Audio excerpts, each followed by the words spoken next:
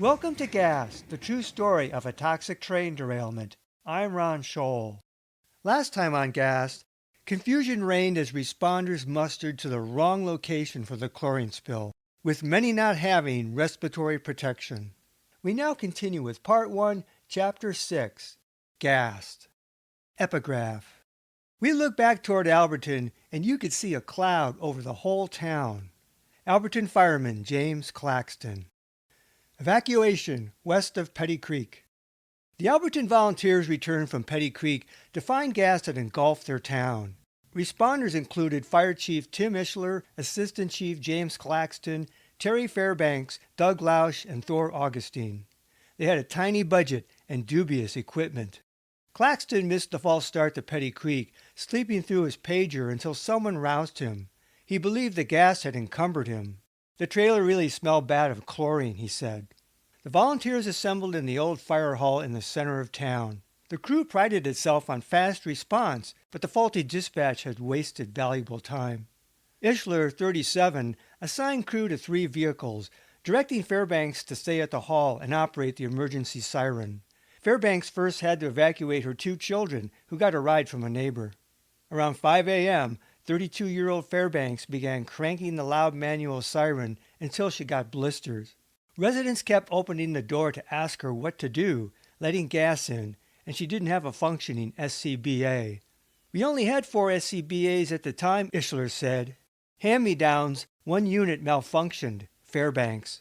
I grabbed this old chlorine chemical canister gas mask and I put that on, Ishler said. That seemed to make it worse. Ishler canvassed east in Alberton and then came back to pick up Fairbanks and continue rounds. Most people heeded the siren and left fairly quickly, he thought.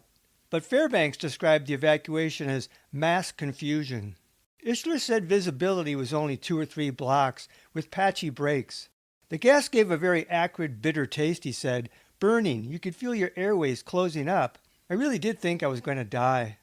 Abandoning the useless gas mask, he held his hood over his face. Through watering and burning eyes, he developed tunnel vision. Claxton and Lausch evacuated central to West Alberton, mostly with their loudspeaker and sirens, and then drove on to Plateau Road, where they went house to house. Claxton recalled 2 chlorine clouds prior to reaching Plateau, kind of low to the ground, he said, about level with the cab. At Plateau, he didn't understand that they were close to the wreck, which he still thought to be near Petty Creek. As they ran low on air, they decided against leaving the cab to get a spare tank in the back, because we would be getting right dead in the middle of it, Claxton said. Instead, they took off their masks to conserve air, and whenever our breathing was getting bad, we'd just take a hit off them, just try to keep us going, he said. For a while, Claxton couldn't use the radio. I lost my breath. I couldn't speak. When they reached a spot of fresher air, they recovered some and continued evacuating Plateau Road. From the Plateau vantage, in the dusk, Claxton recalled, we looked back toward Alberton and you could see a cloud over the whole town at that point. That's when we realized how bad it was. After Plateau, they evacuated North Frontage Road across I-90 and up West Mountain Creek Road, and then re-entered the fog on the final run through Alberton. Ishler had 2 reinforcements. Patrick and Linda Walsh were 12-year veterans of the Frenchtown Volunteer Fire Department, a married couple who lived up 9 Mile Road. They got the call to muster to Station 5, expecting to get the appropriate gear and equipment, including SCBA for the site, Patrick recalled. While en route, the Walshes were ordered by Scott Waldron to directly help evacuate Alberton. Alberton had no SCBAs to spare. The rescue truck that first staged at Station 5, a unit from Frenchtown Station 1, had plentiful SCBAs and could recharge oxygen tanks. Engines 32 and 36, used at the roadblocks near 9 Mile, also had SCBAs. Waldron said all of our equipment had SCBAs on them. But it wasn't clear who, if anyone, used Frenchtown SCBAs besides Manson and Clay Ishler. Not any responder in Alberton, not the deputies. The Walshes went door to door without respiratory protection, as fast as possible. We didn't know how long we would be able to function, Patrick recalled. Frenchtown volunteer firefighter Pam Roberts said of 35-year-old Linda Walsh, she didn't want to do it, and she was ordered to go in and evacuate those people, and she knew that they didn't have the correct gear. She was really upset about the danger, I think, that the volunteers were put into. As the evacuation progressed, Ishler doubted its purpose. The majority of everybody probably would have fared okay if everybody would have just stayed inside.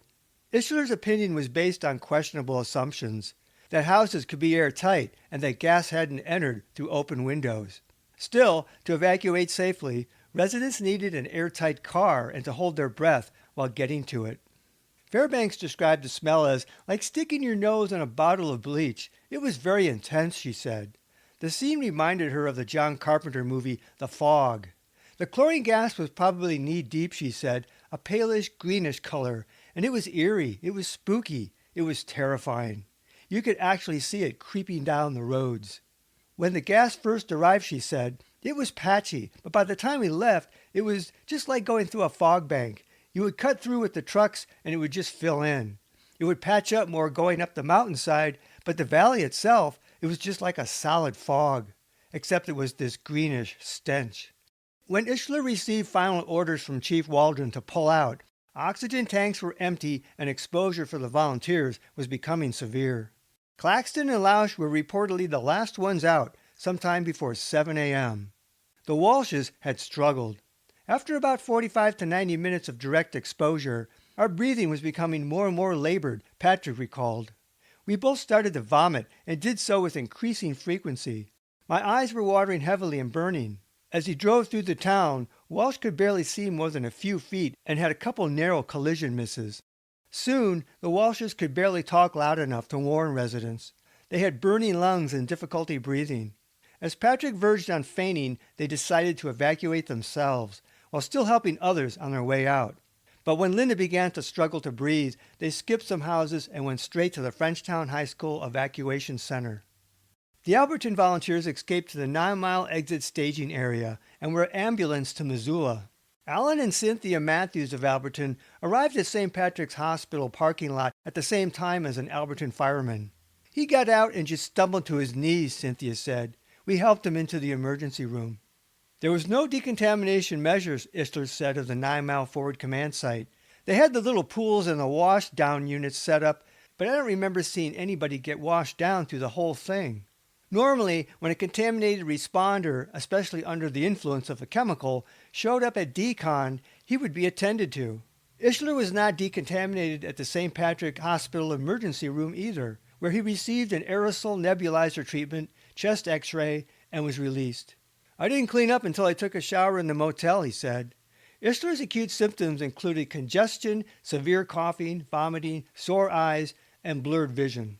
Decontamination in a hazmat situation was basic first aid. For chlorine, this entailed irrigating the eyes for at least 15 minutes, immediately flushing exposed skin with copious water, removing all contaminated clothing, and bathing with soap and water.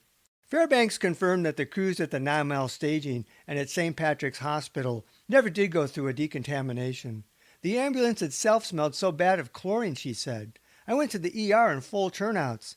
I left my coat in the ambulance because it stunk so bad. The hospital never told her to change clothes and wash, nor did they give her a gown. She took her own measures because it was basic EMS training, she said. I think in all honesty that the medical centers were unprepared. When Fairbanks arrived at the ER with a severe migraine and difficulty breathing, they put on an O2 meter to take my oxygen level, gave me a shot of Demerol, and sent me home. I was never given chest x-rays. I was given no neurological testing. Fairbanks had a prehistory of migraines, though none in 5 years. Now she acutely suffered a severe migraine that induced vomiting and had chemical burns on her eyes and difficulty breathing. Normally, lung function tests were recommended following chlorine exposure with respiratory symptoms. With all the people coming in the ER, Fairbanks understood there was triage, yet I felt like I got pushed out the door, she said. Claxton confirmed a lack of decontamination anywhere at any time. At St. Patrick's ER, he said, they never took our clothes. Everybody else in the ER room was getting contaminated. Poorly protected and poorly supported, the Alberton responders risked their health and lives to evacuate their townsfolk and neighbors. Alberton awoke to crisis. Lucinda Hodges had cracked some windows for fresh air, which she regretted in the dead of night. Smoky Joe, her black lab, was barking. Heavy with sleep, Hodges ignored Joey until maybe half an hour later, a keening siren jolted her solidly conscious. She and her family slept in their old Merc home opposite the Alberton Fire Hall on Railroad Avenue in upstairs front bedrooms. Looking out, she saw lights flashing and fire trucks and thought the Sidetrack Cafe was burning. Hurrying down, she opened the front door to find Howard Hogan standing on the sidewalk. Hodges panicked. Where was the air? "It's a chlorine spill. Get the hell out of Alberton," Hogan yelled. "Go to Frenchtown." The old veteran was an honorary volunteer on the Alberton Fire Department.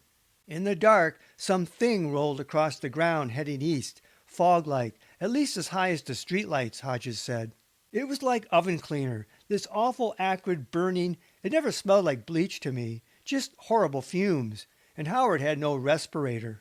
Back inside, husband Mark Hansen told Lucinda to calm down because he couldn't smell anything in the house. "No," she said, "we got to get out now." Hodges remembered well the deadly 1978 Youngstown, Florida derailment and chlorine spill. She was only 30 miles away at the time. "Those kids who died," she recalled later, "I remember their funerals. I remember the whole thing, and I kept thinking, this is just like Youngstown. This is life or death." Other people, I couldn't believe it. Later, they say they were blow-drying their hair and getting their curlers. Hodges ran upstairs, yelling at her two boys, "Get up! Emergency! We're leaving!" She hurried outside to start her van and then ran back to get Jesse, the youngest.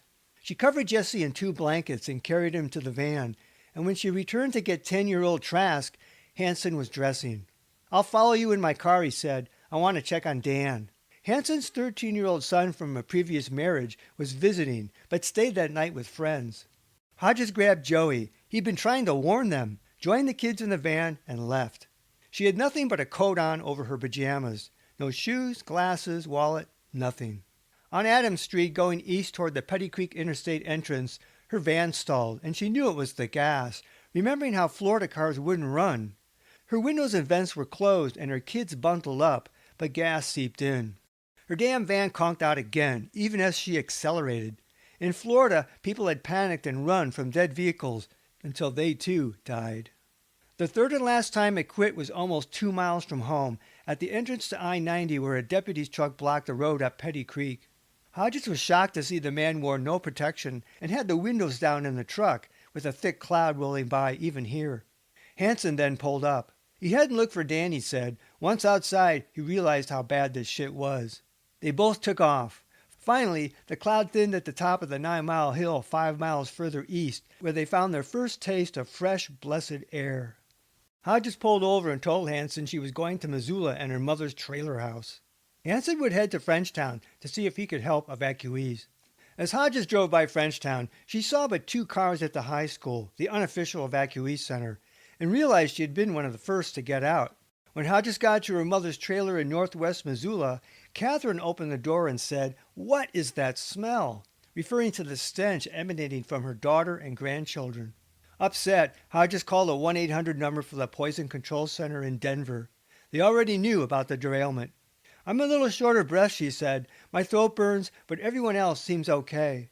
Poison Control told Hodges to take off all their clothes, put them in plastic bags, get rid of them, and shower. "If you're coughing at all or don't feel you're breathing properly, go to the hospital," they told her. They all stripped and took baths. "When I took my coat off, you could see crystals," Hodges said, "like salt crystals all over it." Her mother bagged their clothes and put them on the porch. "I went to the hospital as soon as I was dressed. I told my mom I don't feel right. Her kids felt okay and stayed behind." When Hodges got to St. Patrick's Hospital in downtown Missoula, the ER didn't seem that crazy yet. "I told the staff that I had been in the derailment and I didn't feel well. Could they check me out?" And this guy, I don't know if he was a doctor or nurse, he said, "Well, can you breathe?" And I said, "Yes." And he says, "Well, I suggest you go outside and do that." He says, "There's nothing we can do for you." And that was it. I went back outside. Though she'd already decontaminated, it struck her that he hadn't even told her to change clothes or bathe. I felt at loose ends. You feel something should happen after that. You wanted to talk to other people, know how they were. Having flown the coop, Hodges landed in limbo. At least one family remained behind because of misinformation about the spill. Eleanor and Norman Brovold lived in the east end of Alberton. Eleanor recalled, after the siren sounded, 911 said there was a chlorine spill at Petty Creek. This was around 5 a.m. So we thought, we're not going to go east, we'll go west and go to our son's house. Well, my goodness, it was several miles away from Petty Creek. As a result, the Brovolds evacuated toward the spill site. As she left, Eleanor recalled, it just looked rather foggy out. It smelled like bleach. Eleanor felt okay, but Norman couldn't breathe, and it was hard on him, she said. Because of the confusion at 911, the Brovolds never left the exclusion zone, evacuating up West Mountain Creek directly north of the hot zone. Eleanor's son lived over 3 miles up the drainage, and she felt safe. However, the Simmons family, who lived near the mouth of West Mountain Creek, reported a heavy gas cloud. Among the earliest to leave, Fran Hayes got a call to evacuate from a friend on the Frenchtown Rural Fire Department around 4:30 a.m. Hayes didn't yet see an obvious gas fog, but the air looked misty, she said. The smell was overpowering and not like bleach, more like fertilizer or weeding spray, she said, that burned her and her children's eyes and made them cough as they fled. While many people reported smelling only chlorine, others reported similar non-chlorine smells. Lois Johnson of Alberton said, we went out to get into the car and a big white cloud just come right down over the top of us in our car. And of course, we inhaled that. There was something more than chlorine in that smell. I know that. My husband said it smelled like pesticide to him. As Tom and Wilma Wheeler evacuated, the rolling gas fog was about 6 to 10 feet high and patchy.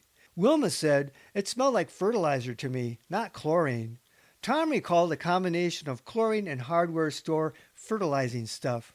Despite his asthma, Tom held up okay, but Wilma had great difficulty breathing and thought she would die. Sandy Halbert said, it wasn't chlorine. To me it was just a chemical smell, almost like a weed in feed. Alan Matthews described this horrible odor of chlorine and kind of a pesticide mix. Kathy Finneman recalled, when we opened the door it was so strong we could not breathe. The gas was like weed and feed is what it smelled like, very strong, and the cloud was a gray color.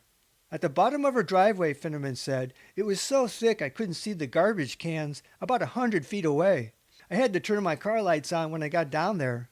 No one, including the ER, mentioned decontamination. The pets should have been washed, she said. The clothes should have been washed. No one said a word. Even at the very first meeting with MRL, nobody said anything. So we slept in those pajamas for 3 days before I got home to get other clothes. Finneman's car was also contaminated. No one said a word to us about cleaning our car. Randy and Dolores Augustine had a young daughter and son Thor, a member of the Alberton Volunteer Fire Department. When Thor got paged, Dolores initially accompanied him, but asthmatic, she returned home and told Randy they needed to evacuate. I didn't realize at the time she thought she was the walking dead, Randy recalled. She didn't think she'd live. Randy helped rouse next-door neighbors, including Howard Hogan, an elderly Army vet hard of hearing. Waking him was tricky, since Hogan slept with a shotgun next to his bed. Augustine formulated a plan as he ran over and entered Hogan's unlocked back door. I was at his bedroom, and I said, Hogan, attention! He got up and he was saluting in his skivvies. He hadn't reached for his shotgun. So I told him we had to evacuate the town. But in running back and forth, Augustine said, I had taken in a lot of chlorine and I was falling down. I'd fall down and have to pick myself up off the grass. That happened 3 times. Augustine thought he was temporarily blacking out. From this and other accounts, it seemed possible that some people might have succumbed to the gas that morning, if not for the help of neighbors. Augustine recalled a gas fog, but also rain-wet grass that burned like acid when he fell. Within 12 hours, I had open blisters from my knees down that were just bleeding. He only smelled chlorine that morning. Coughing severely, the Augustines fled to Frenchtown High School, where Dolores passed out, her inhalers failing to aid her. An ambulance crew revived her. Later, the Augustines heard that Thor had gotten out after helping evacuate Alberton. Randy was immediately concerned about his family's clothes, which he felt were saturated with HCl. Short on money, Augustine went to MRL's offices later in the day to complain that their clothes were burning them, and he wanted MRL to pay for new ones. As he left MRL with a check for Walmart, another family arrived with the same complaint. The public perception was that MRL offered clothes vouchers to J.C. Penney's beginning the second day, in recognition that many people evacuated with few possessions, and that the evacuation would be prolonged. Augustine's statement suggested that MRL, if not health officials, were also aware that people had complaints about contaminated clothes, though evacuees were never officially advised to shower and change clothes. Still having problems breathing, Dolores went to the emergency room the second day. Randy felt that her inhalers, now ineffective, had become themselves an exposure trigger because the propellant in the inhalers was chlorine-based, he said. This was true at the time. Like Hodges, the Griffin family's truck stalled a few times in the gas fog. Deborah Griffin marveled. There were people stopped in the street, side by side in their vehicles, the windows down, talking like it was no big deal. People walking in the streets. I mean, it was really weird. The Griffins went to the Frenchtown Evacuation Center, where no one offered decontamination. By evening, Deborah and husband Dana were having really bad headaches. The next morning, Deborah felt severe joint and muscle pain, and the whole family felt like they had the flu.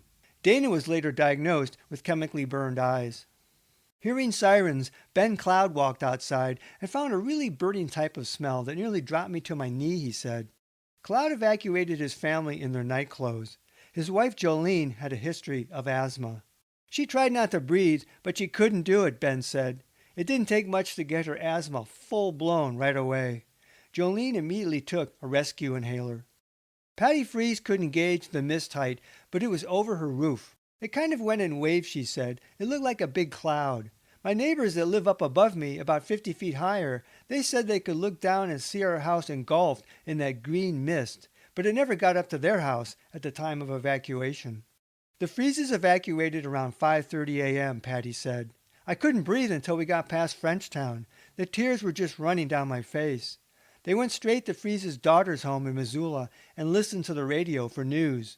What I was really upset about, there was no word for us to wash this off of our skin, and all day we sat with that acid on our skin.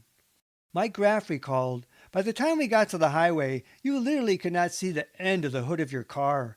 It took us 30 minutes to go 7 miles on the interstate. That's how thick the fog was. Such descriptions matched what the earlier I-90 drivers encountered across from the spill site. Despite living close to the spill site, not everyone on Plateau Road evacuated before responders finally arrived.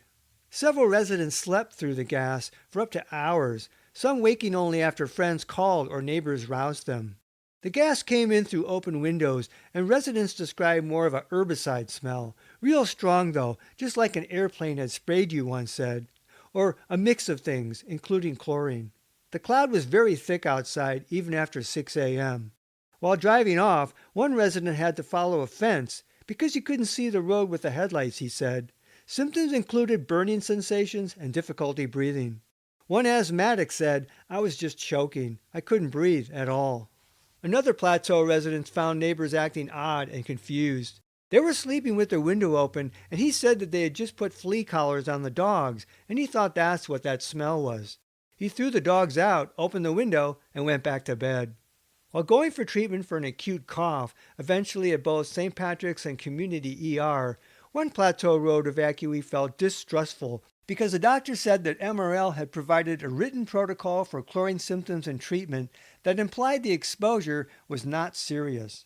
The resident said MRL gave the doctors a piece of paper with the symptoms on it. If they're coughing, give them codeine. If they have sore skin, tell them that it will go away, and wash their sore skin.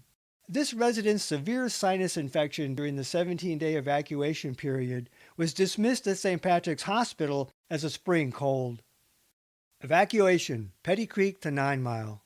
One of the first evacuations east of Petty Creek was the command post at Station 5.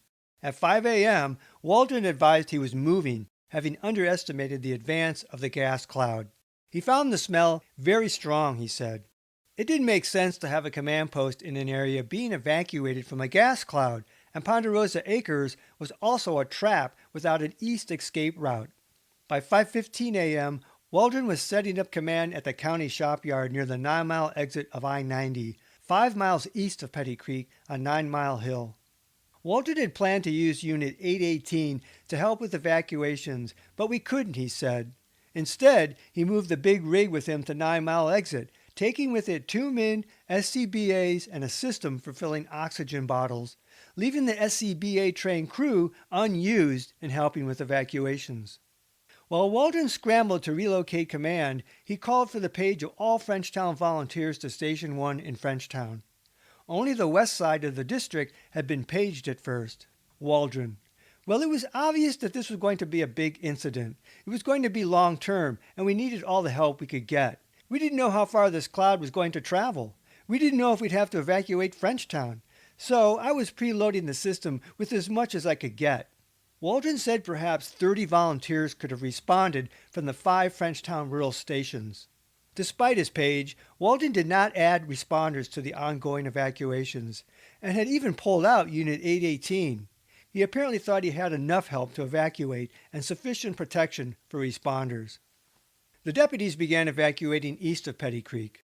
While Waldron described the gas as very strong, making it untenable to stay at Station 5, the deputies had no SCBA. Deputy Willis Hintz would take Ponderosa Acres, while Deputy Roy Van Wormer went up Southside Road. Hintz also sent Mineral County Deputy Jeff Wilson up Petty Creek for a couple of miles to notify people. Van Wormer noted, "I asked Sergeant Hintz if every house had to be evacuated, and he advised that for the sake of time, if they are on the very top of the hill, to move on to the lower, more at-risk houses, a sort of evacuation triage. Some short lanes branched up Cinderella Mountain off of Southside. I did not make contact with the homeowner or go to the house if another Southside resident advised me that he had already informed that person of the situation," Van Wormer said. When Van Wormer first smelled chlorine, he told Hintz it was irritating, but didn't burn. Later, he told Hintz, "I'd say it's several parts per million if I use your rule of thumb, because it is pretty irritating." Hintz said this rule of thumb, absent a monitor, came from emergency training. "If it's burning your nose and eyes, it's time to get the hell out," he said. "Go uphill and get the hell out of the way." Reliance on odor detection was a poor strategy. Repeated exposure to chlorine could lead to olfactory fatigue and some tolerance to the irritating but still damaging effects. Hintz wanted residents on Southside to evacuate east to avoid coming west toward the gas cloud to reach I-90, but Southside was unpaved a few miles past the Riverview Ranch, and Van Wormer advised that in places the road was barely passable. Between road design and conditions, much of the Alberton area was dead ends and axle traps. As Deputy Joe McNeil responded, Hintz had him stop by Stone Container and pick up an SCBA. One was better than nothing for the deputies. The other deputies were ahead of McNeil, and I'm letting them know on the radio that this is nothing you just drive into, McNeil recalled. McNeil formerly worked at the Frenchtown pulp mill. I had been chlorinated many times when I was working at the mill, and so I was well aware of what it can do to you. The SCBA was for himself. I figured I was going out towards the spill, he said. But McNeil got sidetracked, along with his SCBA, when he helped set up the Frenchtown evac center. No one thought to shuttle the unit, and yet another SCBA went unused. At about 5:30 a.m., Hintz reported to Sheriff Doug Chase a real strong smell at Petty Creek, and he headed for higher ground. In less than 90 minutes, the chlorine level 4 miles from the spill had become intolerable.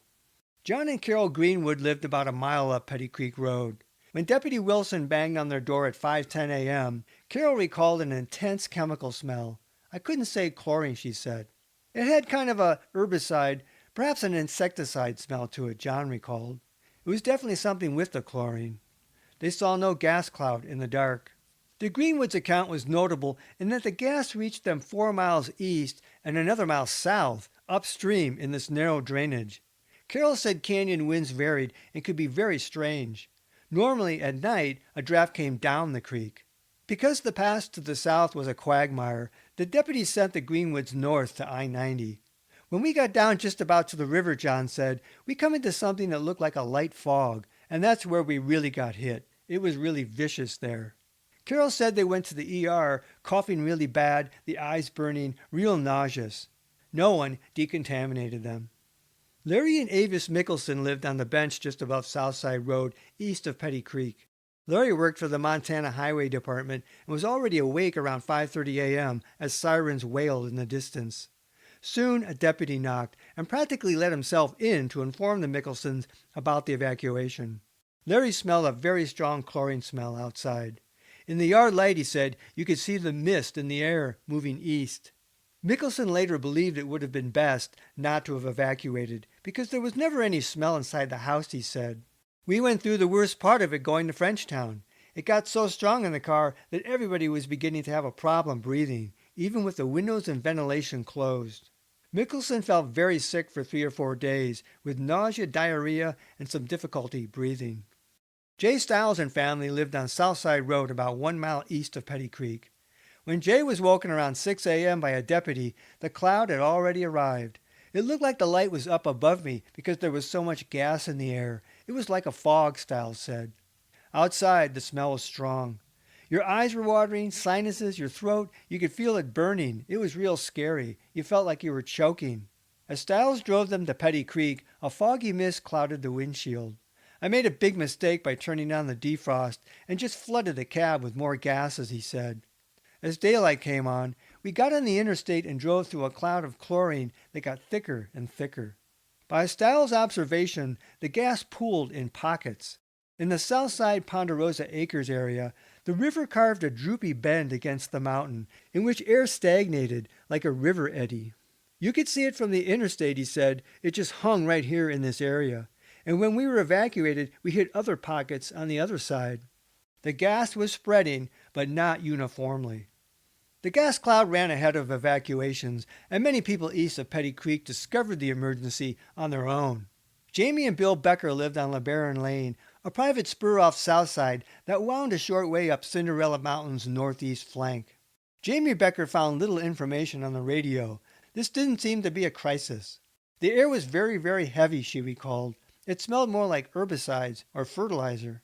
Not contacted by a deputy, apparently because they were higher up the mountain, the Beckers were evacuated by phone at 6:30 a.m. As they passed their shop building 150 yards down the road, but uphill, there was more of a chlorine smell, Jamie said.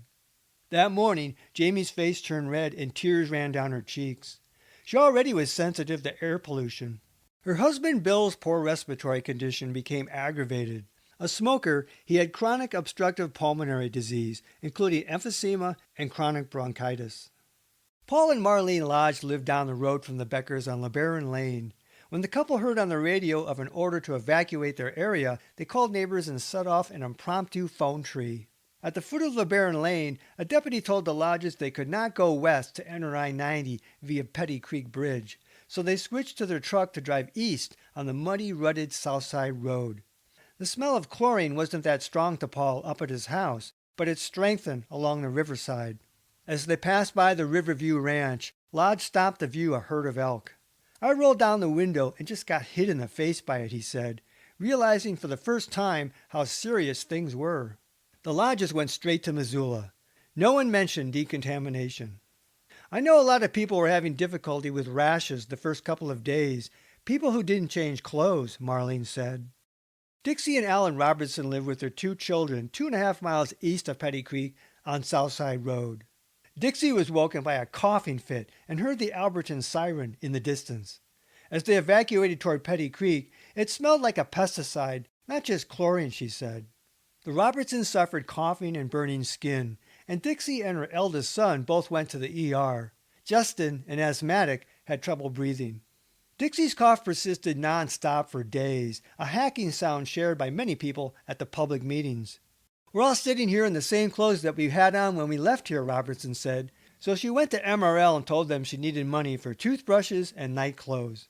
She recalled they hesitated, and it took a few days before clothes vouchers were generally offered. No one ever told the Robertsons to decontaminate. The people who went to Missoula, she said, you're on your own. Across the river from Southside lay Ponderosa Acres, a benchland subdivision in a bulbous bend of the Clark Fork River. Its lone access was Petty Creek, making the area a big dead end. The Garst family lived on Terrace View Drive. Kim Garst's sister, Tammy Mayo, was visiting from Florida, and together they had 3 children in the house. Garst and Mayo were roused by a phone call around 6 a.m. Garst said the air smelled like pesticides or chemical fire. Chlorine was just an afterbite. Garst worked at Stone Container, which had a bleach processing plant, and knew well the smell of chlorine. Mayo said, we could smell chemical odors that burned everyone's skin, eyes, and throats as they fled. Garst had difficulty breathing and vomited. Both families were in a panic of wailing children as they drove west toward the oncoming cloud to escape via I-90. Beverly and Marshall Ridenauer lived with their child on Meadow Lane. We didn't get evacuated from our home when the spill happened. We were left in there, 30-year-old Beverly said. Before 6 a.m., Brad and I went out to feed the dogs, and you could really smell the chlorine. And you could see the cloud. It was just a fog rolling in, back by the neighbors. We thought, oh, we're safe where we are. Assuming school would be closed in Alberton, Marshall stayed home with Brad, while Beverly left for work around 9 a.m. Ridenauer exited via Petty Creek. As I got closer to the river, the smell got stronger, and I was driving through that fog. Once on the interstate, she said, the sicker I got. Hearing on the radio about the evacuation center at Frenchtown High School, she drove to the school because I was so sick. I was just nauseated. My head was starting to hurt. I started to get out of the car and almost collapsed, dizzy. When a paramedic told her the Ponderosa Acres subdivision had been evacuated, I just started to panic, she said, because I'm thinking my family is still there. Marshall soon self-evacuated his son and 2 house guests. Beverly heard that the smell was coming into the house with the doors and windows shut. It was so bad. Marshall and 1 house guest needed oxygen at Frenchtown. The Ponderosa 1 family lived near the river at the southernmost bulge of the subdivision. Note, throughout this book, people wishing to remain anonymous are referred to by their location and a number or color. You could smell the chlorine, Ponderosa 1 recalled. While her family evacuated, Ponderosa 1 debated what to do with a yearling colt. A deputy said, I could lead her cross country going continuously away from Petty Creek. Ponderosa 1 led the colt northeast until she cut a fence by Eddie's Underpass and entered the interstate. When I got to the 9-mile bridge, the cloud was already there. You could see it, you could smell it, she said. Cresting the 9-mile hill, she had to descend again. And at first, getting back down into it was difficult, she said, because the colt, of course, was really freaked out by the smell. But then, within a few minutes, I was pretty numb. My nasal passages and my throat and everything. I was aware initially of the burning, but it didn't take very long before it was just numb. I wasn't really aware of the damage that was being done.